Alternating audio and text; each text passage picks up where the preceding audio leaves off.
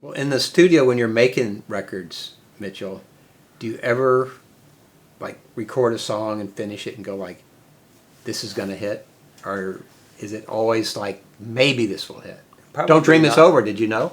No, because no one really picked it out Really? as a hit. I thought the one that might have had a better chance was that one, Something So Strong, which became a hit. Was that on the first record too? Yeah. But the other ones, there's been a number of songs that I thought had a good chance of being a hit that weren't. That just had that juice, and for whatever reason they just weren't. Yeah. And then there's some that just sort of rose up unexpectedly, and yeah, I think most of the songs I had that were hit songs, nobody picked them out, Really? and they just sort of happened. Well, let me ask you the obvious question. The hit. Yeah.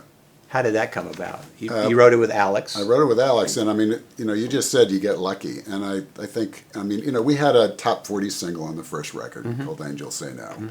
But if I think about, how 867, altered my career, there's a huge piece of luck that goes into that. You and Alex sat down to write a song? Well, Alex and I were writing together, and he had this storage container. I remember Jack O'Hara had one too. You remember Eggs Over Easy? Yeah. So that's where we would get together and write pretty regularly. Wrote a bunch of songs and went out there one day, and Alex already had that going on, 867.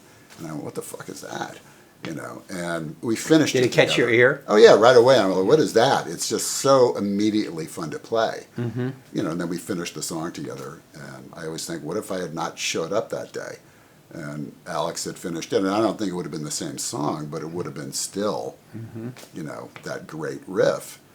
And I got lucky, Yeah. And I know it always takes a village, and in that case it did, because Alex's version of it was much less sarcastic and cynical than what I brought to the table with that. And then, it brought into Tommy, who instantly started singing it, and it gave it the character that Tommy had with his voice. And when you recorded it, did you know that you had it? Well, I remember when I brought it into the band rehearsal and started jamming, it's just, again, it's like, just like that. Everybody's into playing that song.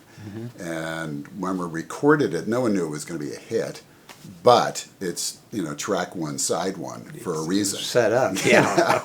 It's like, let's not screw around. This Yeah. is like this. If anything's going to happen, it's going to be on this track.